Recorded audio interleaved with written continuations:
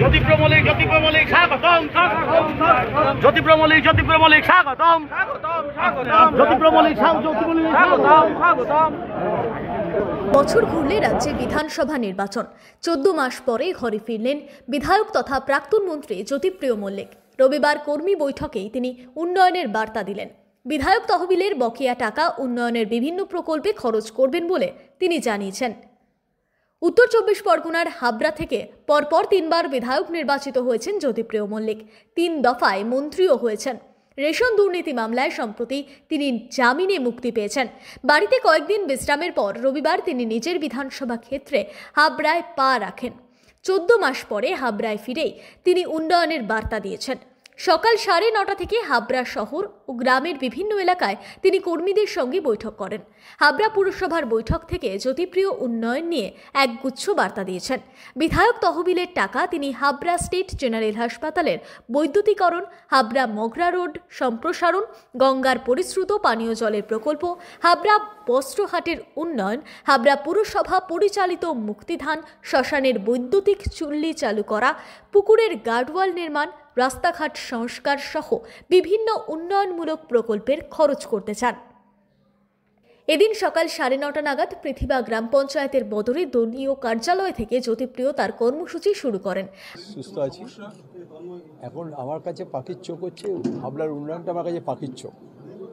যে ডেভেলপমেন্টের কাজগুলো শুরু করেছিল মমতা ব্যানার্জির নেতৃত্বে আমরা শুরু করেছি, এই কাজগুলো অনেকটা অসমাপ্ত আমার কাছে থেকে গেছে, আমার কাছে ব্যক্তিগতভাবে। কিন্তু আমার মনে হচ্ছে সরকার কাজ করেছে, পৌরসভা কাজ করেছে, পঞ্চায়েত সমিতি কাজ করেছে, গ্রাম পঞ্চায়েতগুলো কাজ করেছে, জেলা পরিষদও কাজ করেছে।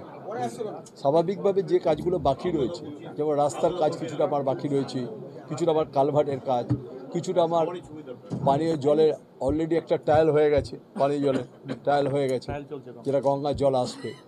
এটা আমাদের অত্যন্ত স্বাদের প্রকল্প, মমতা ব্যানার্জির অত্যন্ত স্বাদের প্রকল্প হচ্ছে হাবড়া পানীয় জল গ্রামে গ্রামে পৌঁছে যাওয়া। কানেকশান দেওয়া হয়ে গেছে, 26,000 কানেকশান আমরা দিয়ে ফেলেছি। এরপর আমি ওকে বলেছি যে এবার বাড়িতে যে ইলেকট্রিকের যে মিটারগুলো বসানো হচ্ছে আমাদের রাস্তায়, সেই মিটারগুলো বাড়ির ভেতরে বসাতে বলেছি এবার, আর বাইরে না। বাইরে বসলে মিটারগুলো অনেকটা চুরি হয়ে যাচ্ছে এইটা।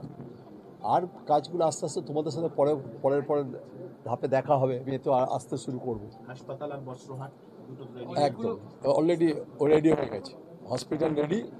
এখন আমরা ইলেকট্রিকের কাজগুলো কমপ্লিট করব, তারপরে বস্ত্রহাটে আমরা মনে হয় আর 1 সপ্তাহ কি 1.5 সপ্তাহের মধ্যে ডিস্ট্রিবিউশন করব।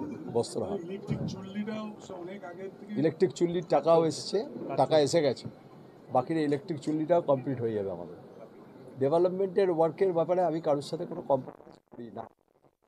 যেখানে পারি হোক, পঞ্চায়েত সমিতি হোক, পৌরসভা হোক, এদের কাছে আমার সবথেকে বড় কথা আমাদের থাকবে, আমরা মিছিল মিটিং করব, সব করব, কিন্তু আমাদের কাছে উন্নয়নটা আগে করতে হবে। উন্নয়নটা ছাড়া কোনো